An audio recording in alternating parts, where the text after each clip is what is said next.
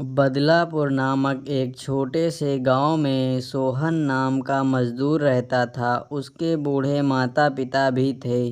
सोहन बहुत ही गरीब था। उसके पास ना तो कोई जमीन थी, ना कोई दूसरा साधन। सोहन मजदूरी करके अपने परिवार का पालन पोषण करता था। यह देखकर उसके बूढ़े माता पिता बहुत दुखी होते थे। हमारे पास ना कोई अपना घर है और ना कोई जमीन। हमारा बेटा दिन भर दूसरों के खेतों में मजदूरी करता है।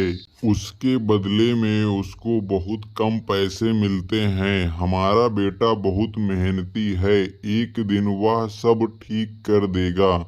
सोहन को अपनी मेहनत पर पूरा भरोसा था। वह यही सोचता था कि एक दिन मैं सब ठीक कर दूंगा।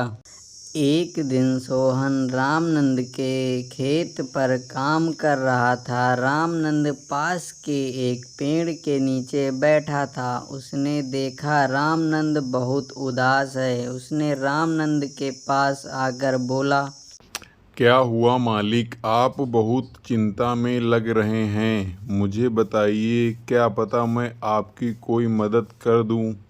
अरे तू मेरी क्या सहायता करेगा जब तू अपनी सहायता नहीं कर सकता। तू किसी की सहायता करने के काबिल होता तो यहाँ 2 वक्त की रोटी के लिए मजदूरी ना करता। सेठ जी, ऐसा नहीं है। इंसान को अपनी मेहनत पर भरोसा रखना चाहिए। आज भले ही किस्मत मेरे पक्ष में ना हो, लेकिन अगर मैं लगातार मेहनत करूँगा तो किस्मत भी मेरी तरफ एक दिन झुक जाएगी। मेहनत कभी बेकार नहीं जाती है।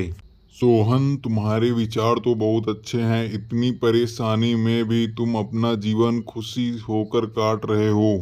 सेठ जी, ये जीवन है और जीवन में उतार चढ़ाव तो लगा रहता है। जिस तरह हर मौसम बीत जाता है, उस तरह जिंदगी के हालात भी बीत जाएंगे। तुम्हारी बात तो ठीक है, लेकिन मेरी कुछ जमीन है, उसे गांव के ही एक व्यक्ति श्यामू ने हड़प लिया है। मैंने पुलिस में कंप्लेन की, लेकिन कोई सुनवाई नहीं हुई। मेरे पास एक आइडिया है जिससे आपका काम हो जाएगा। अगर तुम्हारा यह आइडिया काम आएगा तो मैं उस जमीन में से कुछ जमीन तुम्हारे नाम कर दूंगा। नहीं नहीं सेठ जी, मुझे कुछ नहीं चाहिए। बस आपकी ज़मीन आपको वापस मिल जाए। इसके बाद अगले दिन सोहन अपना आइडिया पूरा करने के लिए श्यामू के घर जाता है। सेठ जी, कोई काम मिलेगा? सुबह से मैं काम ढूंढ रहा हूँ, मुझे काम की बहुत ज़रूरत है। काम तो मिल जाएगा, लेकिन खेतों में काम करना पड़ेगा और दोपहर में कोई छुट्टी भी नहीं होगी। ठीक है सेठ जी, मुझे मंजूर है। मैं खेतों में काम कर लूँगा। इतना कहने के बाद सोहन काम में लग जाता है। काम करते करते शाम हो जाती है। अरे सोहन, शाम हो गई, अभी तुम घर नहीं गए। घर जाओ, रात होने वाली है। बाकी का काम कल करना।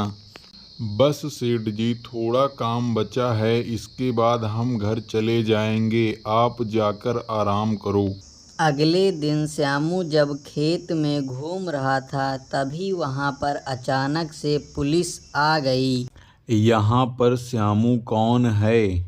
जी दरोगा जी, मैं ही श्यामू हूँ। क्या बात है?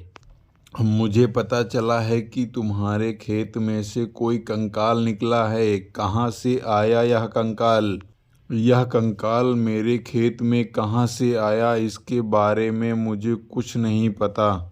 यह कंकाल तुम्हारे खेत से मिला है। तुम्हें उम्र कैद की सज़ा मिलेगी। जेल जाने के डर से श्यामू ने दरोगा को सारी बातें बताने लगा। यह जमीन मेरी नहीं है। यह जमीन हमने सेठ रामनंद से हड़प ली थी। यह जमीन रामनंद की है।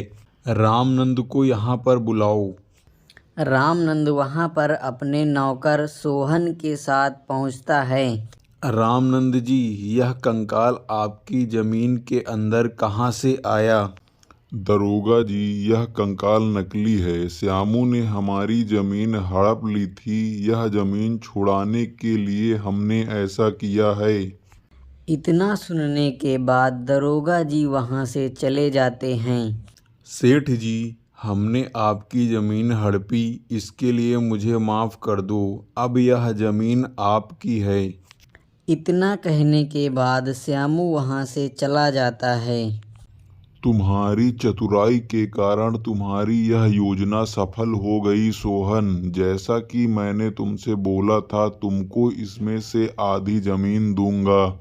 नहीं नहीं सेठ जी, मुझे ज़मीन नहीं चाहिए, ये तो मेरा फर्ज था। नहीं नहीं सोहन, ये तुम्हारी मेहनत का फल है और आज से तुम अपने खेतों पर काम करोगे। इस तरह सोहन और उसके माता पिता की जिंदगी बदल गई।